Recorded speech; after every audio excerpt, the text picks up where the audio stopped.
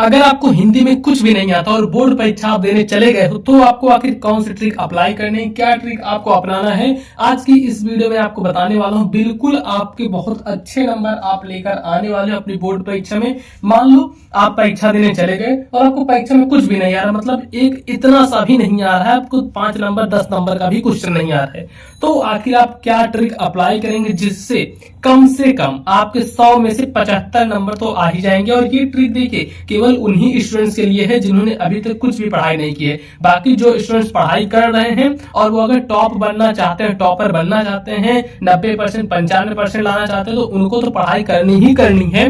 बाकी ये ट्रिक अपनाकर वो कुछ नंबर और एक्स्ट्रा गेन कर सकते हैं। बाकी ये देखो जो एकदम कमजोर बच्चे, मैं उनको बता रहा हूँ 70 से 75 आराम से आपका आ जाएगा। बस जो ट्रिक मैं इस वीडियो में आपको बताने वाला हूँ, आपको वो ट्रिक अप्लाई करने हैं जब आप बोर्ड परीक्षा देने बैठोगे, और उसके बाद जब आपका रिजल्ट आएगा तो आप भी याद रखोगे कि आखिर मैंने बहुत अच्छा किया था जो मैं ये ट्रिक देख कर गया था। ये ट्रिक आपको वहीं पर अपनाना है। देखो बोर्ड की copy same to same as it is रहेगी, जैसे ये है सेम टू सेम ऐसे आने वाली है आपकी बोर्ड की कॉपी, ऐसे ही रहेगी। अब आपको इसमें आखिर क्या अप्लाई करना है क्या नहीं, सबसे पहले आपके पास एक स्केल होनी चाहिए, ऐसे एक काली पेन होनी चाहिए, एक नीली पेन होनी चाहिए, बस इतनी चीजें हैं तो आप बहुत अच्छे से कर पाओगे। अब मैं आपको बताता हूं आपको क्या करना है। सबसे पहले आपको ये स्केल लेनी है, पटरी लेनी है, और ध्यान से देखते जाओ जो मैं बता रहा हूं। इस पर आपको एक लाइन इधर से ऐसे खींच देनी है, यहां से यहां तक। आप चाहे तो ऐसे सिंगल लाइन कर सकते हो, नहीं तो आपका बहुत मन है तो चलो भैया हम डबल लाइन कर देते हैं ना। चलिए यहाँ पे डबल लाइन कर दिए, आप ऐसे कर देना। ये सब देखो एक बहुत अच्छा इंप्रेशन डालेगा। आप कहोगे ये आप क्या बता रहे हैं, इससे देखते जाओ पूरा देखो। ये पेपर लाया हूं ना, पूरा पेपर सॉल्व करके बताऊंगा। आपको कुछ भी अगर नहीं आ रहा है, 1% नहीं आ रहा है, तो आखिर आप क्या करोगे।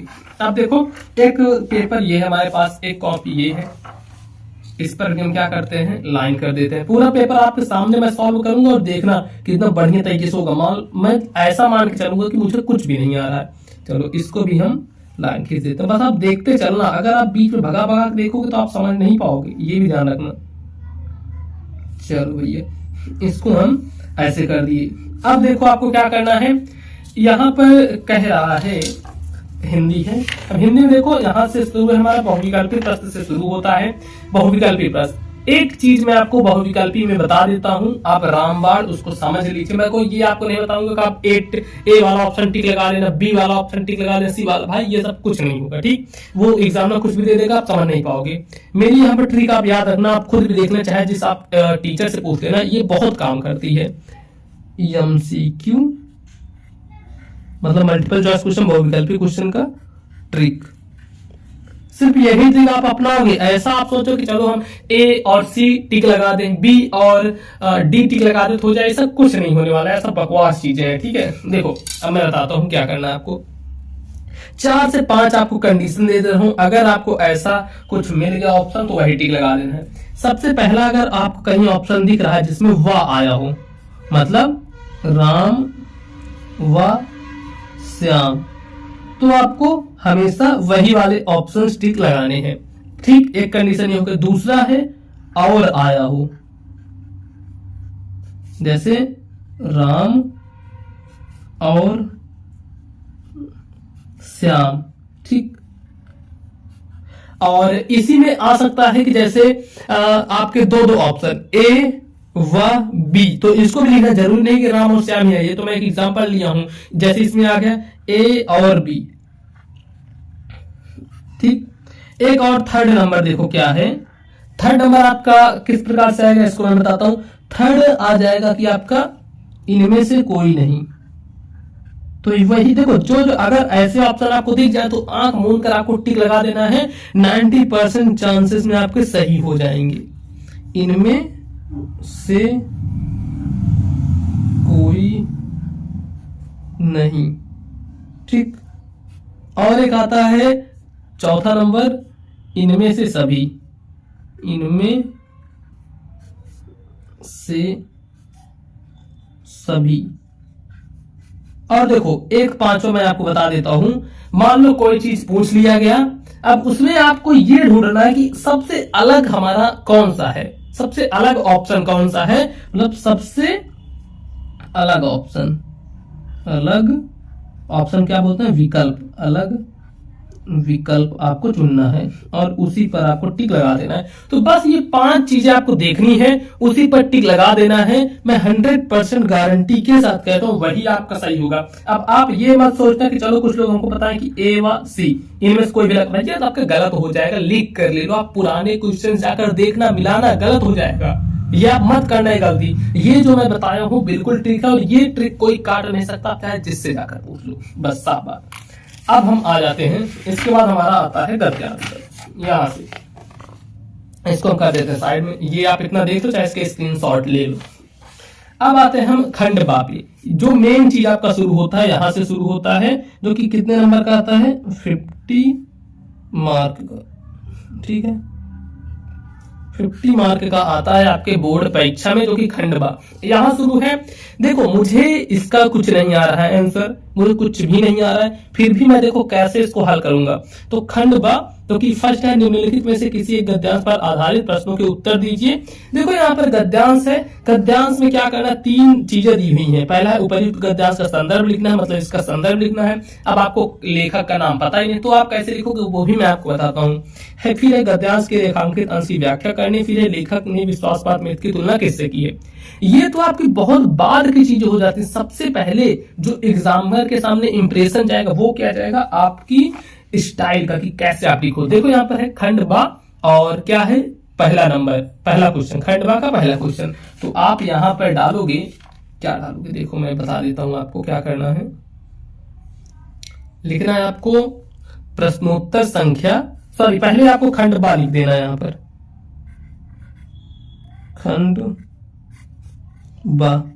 अब ऐसे खंडवा लिखकर छोड़ नहीं देना है, आपको उठाना है अपना हथियार, मतलब स्केल, इससे आपको कर देना है एक अंडरलाइन, खंडवा के नीचे अंडरलाइन। फिर लिखोगे आप प्रश्नोत्तर संख्या 1, प्रश्नोत्तर संख्या 1, ठीक। अब क्या करोगे, प्रश्नोत्तर संख्या 1, इसके नीचे भी आपको अंडरलाइन कर देना है। देखते चलना, बहुत ही मजा आने वाला है आपको। कैसे कैसे मैं करूंगा, इसके नीचे भी आप कर दिया अंडरलाइन, इतना हो गया। अब यहां पर आपको उठा लेना है पेपर। पेपर में देखो क्या लिखा गया है, उपयुक्त गद्यांश का संदर्भ लिखिए, मतलब इसका आपको संदर्भ लिखना है। तो आप यहां पर डालोगे फर्स्ट, क्या लिखना है आपको, संदर्भ लिख दो, संदर्भ। भले आपको पता नहीं है लेकिन हेडिंग आप जरूर से इतना लिखोगे। अब इसके बाद फिर इसके नीचे भी आप स्केच लाइन करना। ये सब क्या है ना, जब एग्जामिनर आपकी कॉपी खोल के देखेगा तो वो पहली नजर में ही आपको नंबर दे देगा, इतना ध्यान रखना, वो पहली नजर में ही देखेगा और आपको नंबर दे देगा, बस। अब देखो संदर्भ, संदर्भ कैसे लिखोगे, लिखा उपयुक्त गद्यांश का संदर्भ लिखिए। तो आपको इसके लेखक वगैरह नहीं पता है तो आपको एक बार क्या है, गद्यांश को पढ़ना है। देखो यहाँ से हम पढ़ रहे हैं, विश्वासपात मित्र से बड़ी रक्षा रहती है जिसे ऐसा मित्र मिल जाए, विश्वासपात मित्र। देखो मित्र के कितनी बार यहाँ पर मतलब मित्र का नाम बहुत बार यूज हुआ है, तो आप इससे समझ सकते हो ये जो पाठ किस पाठ से लिया गया है, मित्रता पाठ से लिया गया है। इतना तो यार आप आइडिया लगा लोगे, अनुमान लगा लोगे, मित्र आ रहा है बार बार। तो आपको यहाँ पर संदर्भ कैसे लिखना है, ये आप सब में इतना चीज डालोगे कि प्रस्तुत गद्यांश हमारी पाठ्य पुस्तक हिंदी की, इतना आप याद कर लेना, प्रस्तुत गद्यांश हमारी, प्रस्तुत गद्यांश हमारी पाठ्य पुस्तक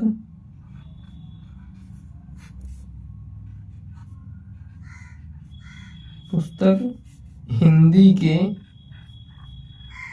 अब ये चीज ध्यान देना, मैंने आपको एक वीडियो में बताया था कि आज जो चीज मतलब इंपॉर्टेंट है उसको आपको काली काली पेन से लिखते जाना। जैसे आप हिंदी आ गए, हिंदी के गद्य खंड, लेकिन जब आपको कुछ भी नहीं आ रहा है तो आपको एक ही पेन से भांजते चले जाना है, एक ही पेन से लिखते चले जाना है। नहीं तो अगर आप काली पेन से लिखोगे और वही चीज गलत रहेगा तो एग्जामिनर का ध्यान तुरंत जाएगा। वो चीज काली पेन और नीली पेन का मतलब मेन चीज तब उपयोग किया जाता है जब आपका एकदम क्लियर है कि 100% सही हो, तो इतना ध्यान रखना। चलो, प्रस्तुत गद्यांश हमारी पाठ्य पुस्तक हिंदी के गद्य खंड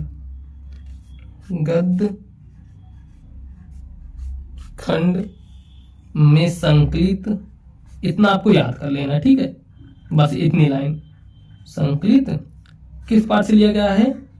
मित्रता। तो यहां पर लिख दोगे मित्रता,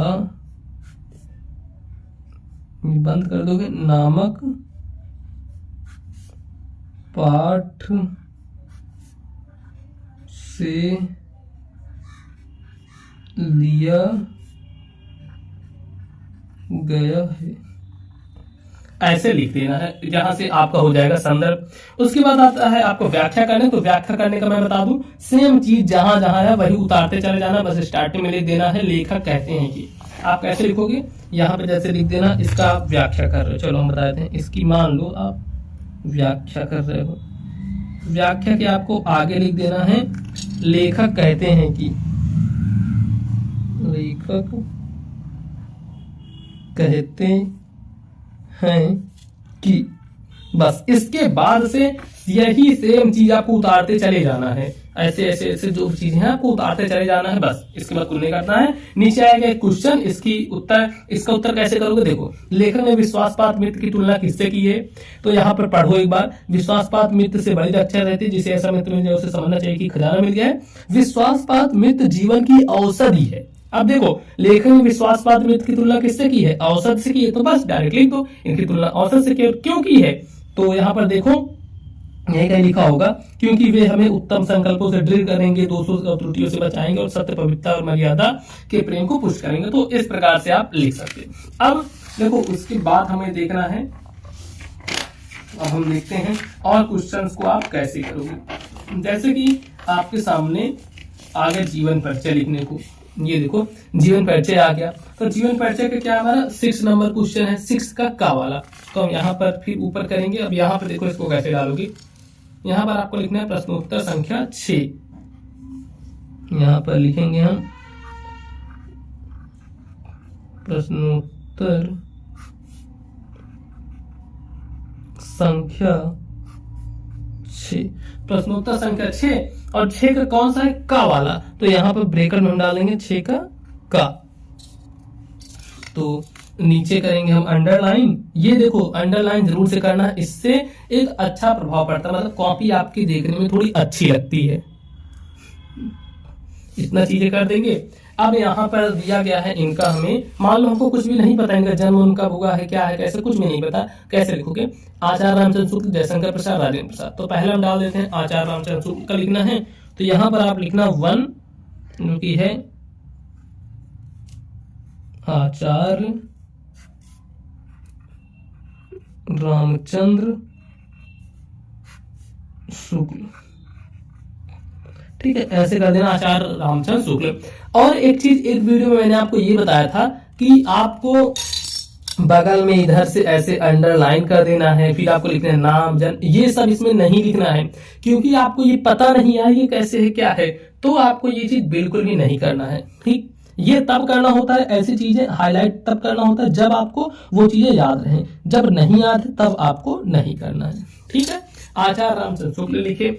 अब देखो हम यहाँ पर क्या करेंगे, अब हमें इनका लिखना है जीवन परिचय। तो आपको जो भी पता हो, किसी और का जीवन परिचय पता है तो और का लिख दीजिए, सिर्फ नाम की जगह पर इनका नाम आप लिख दीजिए। तो ऐसे लिख सकते हैं कि देखिए अपने मन से आचार्य रामचंद्र शुक्ल, इतना लिखे। अब आपको ये पता है कि ये हिंदी के हैं तो लिख दो, इनका हिंदी में बहुत बड़ा योगदान रहा है शुक्ल। अब यहां पर लिखेंगे जी का हिंदी में बहुत बड़ा योगदान रहा है। अब देखो, अगर आपको इनका जन्म नहीं पता ना तो ऐसे लिख दो कि इनका जन्म, अब जरूरी थोड़ी ना गांव का नाम लिखना, लिख दो एक छोटे से गांव में हुआ था, ऐसे लिख दो ना। एक मतलब आपको स्टोरी बना बना के लिखनी है, ऐसे छोटे से गांव में हुआ था। बस ऐसे ऐसे बनाते बनाते आपको जो भी आपके मन में आए ऐसे बना कर लिख देना, 100% गारंटी है आपका सही हो जाएगा। ये देखो 5 नंबर का आता है, 5 में से कम से कम तो आपको 3 नंबर तो देख के ही जाएगा। और एग्जामिनर ने अगर नहीं पढ़ा तो भाई 5 में से 5 भी आपको मिल सकते हैं। लेकिन एक चीज ध्यान रखना, इनकी कुछ रचनाएं आप याद कर लो, ताकि रचनाएं लिख दो जिससे कि अच्छे नंबर आपको मिल सकते हैं। ठीक है, अब देखो क्या चीजें, हम कुछ चीजें और देख लेते हैं। जैसे कि ये हो गया आपका, निम्नलिखित में से किसी संस्कृत पद्यांश का संदर्भ सहित आपको हिंदी में अनुवाद लिखना है। अब ये देखते हैं, आप तो दूरगामी चा साक्षरो चा पंडिता। अब यहां से देखते हैं, ये तो मुझे पता है कि ये पत्र पाठ से लिया गया है, लेकिन ये कैसे लिखोगे, इनका पद्यांश का संदर्भ सहित आपको हिंदी में अनुवाद करना है। तो चलो अब हम देखते हैं, इसका पेज पलटते हैं। हमने पेज पलटा और आ गए हम इस पेज पे। इस पेज पे भी सेम हमको ऐसे करना है, यहाँ पे लानी है स्केल पटरी उठानी है और यहाँ से खींच देना हमको एक लाइन।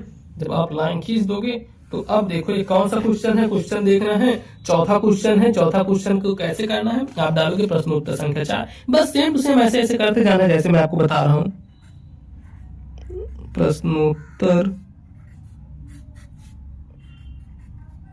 संख्या 4। अब इसके बाद नीचे कर देना आपको अंडरलाइन।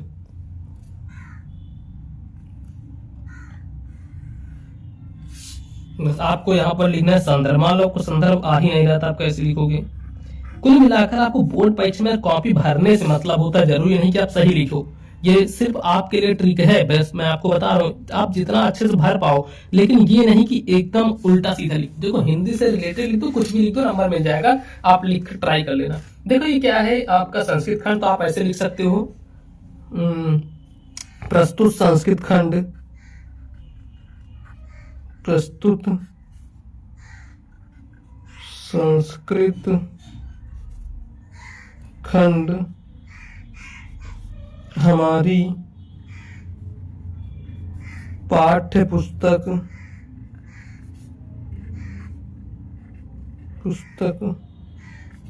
हिंदी के संस्कृत खंड से लिया गया है। बस पाठ का नाम आपको नहीं लिखना है, ऐसे हिंदी के संस्कृत खंड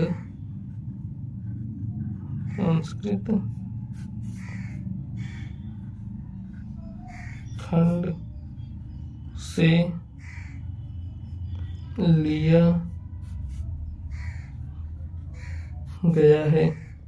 उसके बाद आता है व्याख्या, तो आप लिख दो व्याख्या, और उसके बाद जो भी मन में आपके आ रहा है उससे रिलेटेड वही चीज ऐसे लिखते चले जाओ। ये मैं आपको बता देता हूं कि आप बोर्ड परीक्षा में जितना पेज भरोगे, जितनी कॉपी भरोगे, उसका आपको नंबर मिलता है। और एक चीज की आप ऐसे स्टेप बाय स्टेप लिखना है। जैसे यहाँ पर प्रश्नोत्तर संख्या डाल दिए, जो भी खंड रहे उसको डाल दीजिए, काली पेन से कुछ हेडिंग डाल दीजिए, ऐसे लिखोगे तो बहुत अच्छे